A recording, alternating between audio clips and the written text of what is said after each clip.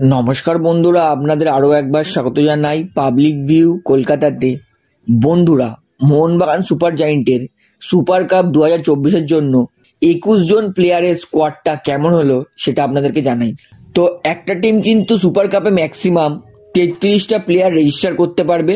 মোহনবাগান তারা 21টা player register করেছে। যদি মোহনবাগান বাই চান্স ফাইনালে ওঠে তাহলে কিন্তু মোহনবাগান তাদের সিনিয়র টিমে যেই 7টা প্লেয়ার খেলতে গেছে তাদেরকে কিন্তু ফাইনালের জন্য রেজিস্টার করে তাদেরকে ফাইনাল খেলাতে পারে। অর্থাৎ মোহনবাগানের কাছে কিন্তু এখনও আরও 12টা প্লেয়ার রেজিস্টার করা বাকি আছে সুপার কাপের জন্য। এবং বলে রাখি, সুপার কাপে কিন্তু সবথেকে বেশি মোহনবাগান দলেরই কিন্তু কাছে ভারতীয় সিনিয়র প্লেয়ার কম আছে। 7টা ভারতীয় প্লেয়ার সুযোগ পেয়েছে ন্যাশনাল টিম খেলার, এবং 2টো সিনিয়র প্লেয়ার তারা কিন্তু ইনজুরির জন্য খেলছে না। তো চলুন আপনাদেরকে দেখাই মোহনবাগান সুপার জায়েন্টের সুপার কাপ 2024-এর জন্য 21 জনের স্কোয়াডটা কেমন হলো সেটা। তো ভিডিওটি শুরু করার আগে একটা ছোট্ট নোট করে রাখবো, যেহেতু এইখানে আপনারা খেলার সমস্ত রকম আপডেটস পেয়ে যাবেন, তাই অবশ্যই পাবলিক ভিউ কলকাতা চ্যানেলটিকে সাবস্ক্রাইব করে বেল আইকন প্রেস করে অল করে রাখবেন।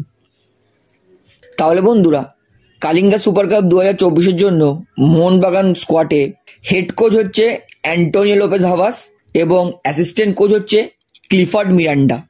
এবং যতদিন না হেড কোচ অ্যান্টোনিও লোপেজ হাভাস আসছে ততদিন ক্লিফার্ড মিরান্ডাই কিন্তু মোহনবাগান দলের অ্যাসিস্ট্যান্ট কোচ মানে হেড কোচ হিসেবে কাজ করবে। তো প্রথম ম্যাচটাই মনে হচ্ছে ক্লিফার্ড মিরান্ডা কোচ করবে, এবং 11 তারিখের মধ্যে কিন্তু হাভাস চলে আসবে মোহনবাগান স্কোয়াডে।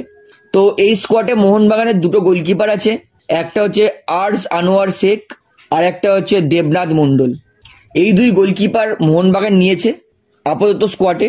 মোহনবাগানের 7টা ডিফেন্ডার নিয়েছে মোহনবাগান, তার মধ্যে একাধিক তরুণ প্লেয়ার, যেমন সুমিত রাঠি তরুণ প্লেয়ার, রাজ বাসফোর তরুণ প্লেয়ার, দীপেন্দু বিশ্বাস তরুণ প্লেয়ার, রবি রানা তরুণ প্লেয়ার।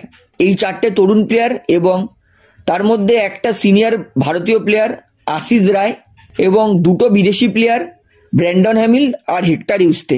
অর্থাৎ এই 7টা হচ্ছে মোহনবাগান দলের ডিফেন্স।